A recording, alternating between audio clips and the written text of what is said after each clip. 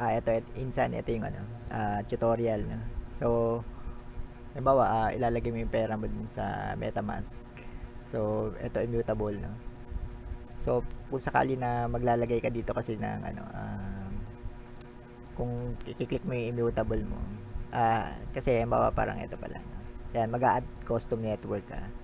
Ito, dito may ilalagay yun. Ito yun, no? Sa search mo lang dito, add i uh, immutable, ito to. Add immutable CBK ME to MetaMask. So, ito yun, ganyan lang.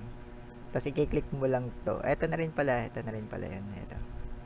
Pero, sa AI kasi to. Pero ito yun, meron dito setup immutable. Ito na lang inaano ko para kasi dito ko sanay. So, ito yun, chain ID 13371. So, kung ilalagay mo siya dyan, parang kunyari mag-add network ka, add custom network, chain ID, ganyan. Tapos, ito, IMX. Tapos, default, ito, add. Ito, mangyayari, kaka-copy paste mo lang to dito. Ito, yan. Ito.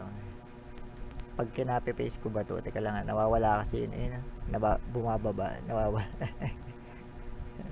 So, maganda ito expand view. Nasaan ba yun? Open full screen na yan. Parang ganyan, dito natin yan. So, kung mag-a-add ka, ito, popular, ito kasi sa mga base, tapos custom, add custom network, ayan, parang ganyan. So, ila-add mo lang dito. Tapos, yung train ay, ito, 1331. Ayan, tapos lalabas na naman yan sila. Ayan, tapos, ito pa, lalagay mo rin itong Face Explorer, ito, ayan.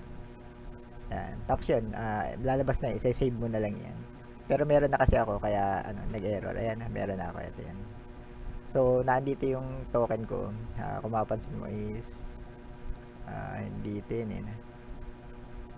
Nasa 2 ba? Nasa 1. IMX. Hindi. Naka-USDC na kasi ako.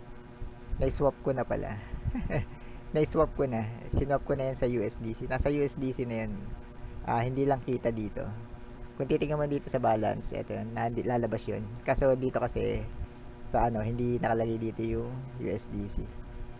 Pero meron na yan. Nag-activity, ayan, kung mapapansin mo, is multi-call, ayan, sinwap ko yan, 37, tsaka 254, no? So, ayan, kung nakakonekta na itong MetaMask ko sa layerswap.io. Pwede rin yata sa cellphone to. So, isa-select ko yung token. Ito yung USDC, no? So, parang napalit ko na siya. Ito na yung USDC ko mismo.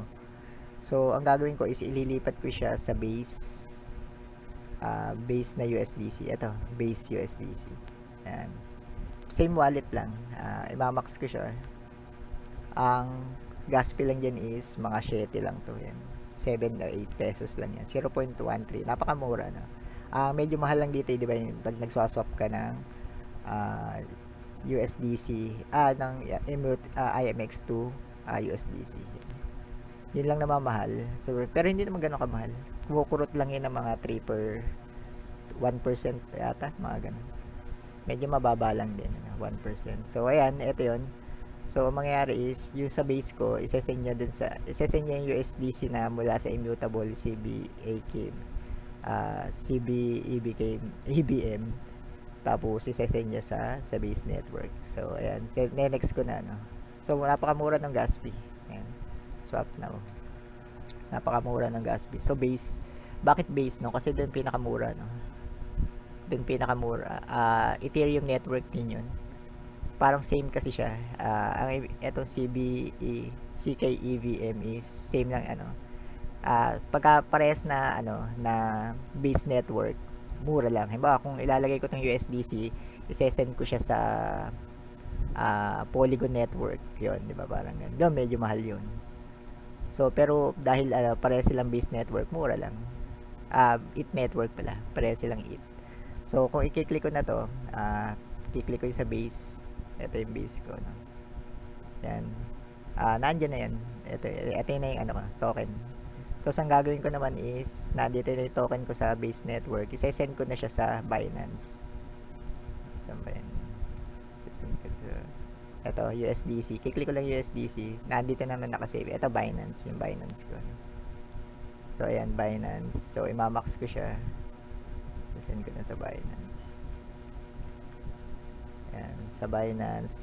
Yung wallet case nakasave na kasi dito. Ito yung matagal ko nang ginagamit. So, ayan. So, sending. So, ayun, nag-send na siya. No? Bakit sa base, no? Kasi sa base, mangyayari is mura ang fee dyan. Sobrang mura dyan. So, kaya, yun ang ito yung sweldo namin ni, kombinasyon ng sweldo ko tsaka kay Brayden, kala Brayden tsaka kay Base. So, yan yung nakukuha ko, no. So, meron naman ako dito Ethereum. Ito, hindi ko na tinatanggal to kasi pang-gas fee ko to.